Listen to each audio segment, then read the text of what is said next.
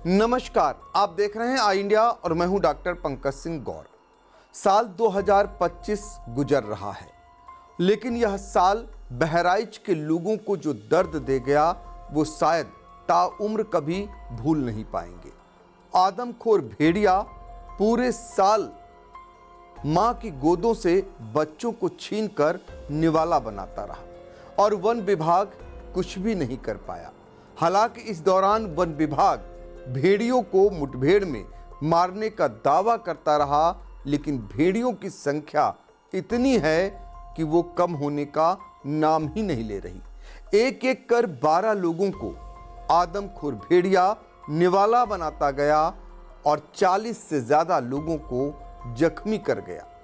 लेकिन वन विभाग की भारी भरकम फौज बस सिर्फ इतना ही कर सकी कि वह कभी एक भेड़िए को मार पाई, कभी फिर दूसरे भेड़िए को मार पाई, इतना ही दावा करती रही।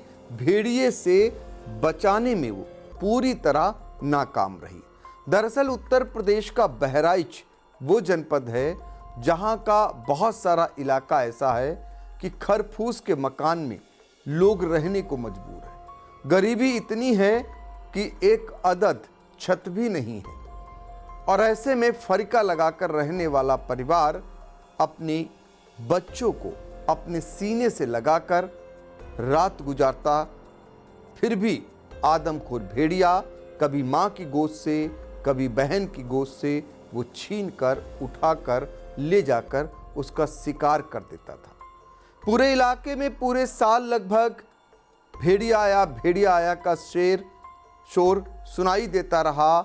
लोग चित्कारे मारते रहे, आंसुओं की धार रुकने का नाम नहीं लेती रही, लेकिन जिम्मेदार बस यही आश्वासन देते रहे कि एक बचा है भेड़िया, उसे भी वन विभाग जल्द मार गिराएगा।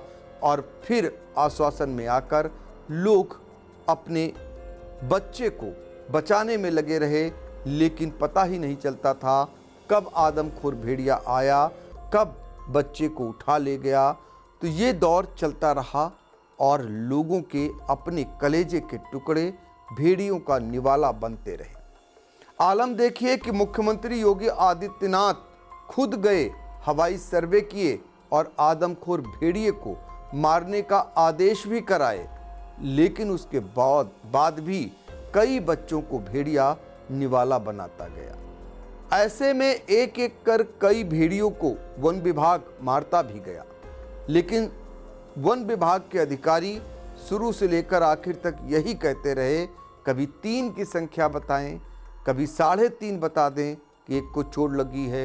ये कभी नहीं बताए कि उनकी तादाद इतनी ज़्यादा है। आलम देखिए कि 8 भेड़िया वन विभाग खुद मार चुका है, वन विभाग दावा कर चुका है और अभी भी भेड़िए के आतंक से शायद ही उस इलाके के लोगों को मुक्ति मिली हो।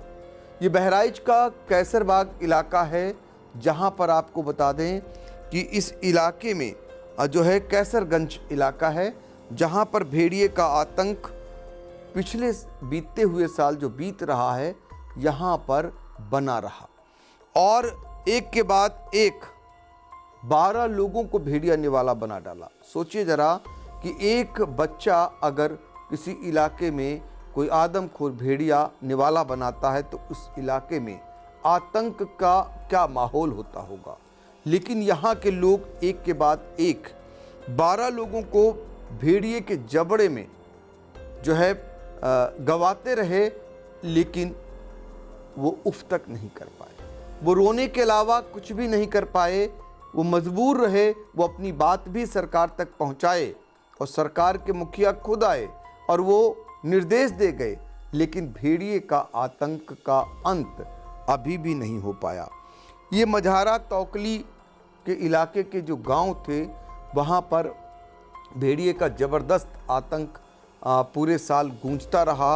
अब एक इस बीच खबर ये आई कि भिरगुपुरवा के पास एक भेड़िए को और वन विभाग ने मार गिराया है। तो कुल मिलाकर अब तक अगर देखा जाए तो ये 8वां भेड़िया मारा गया है।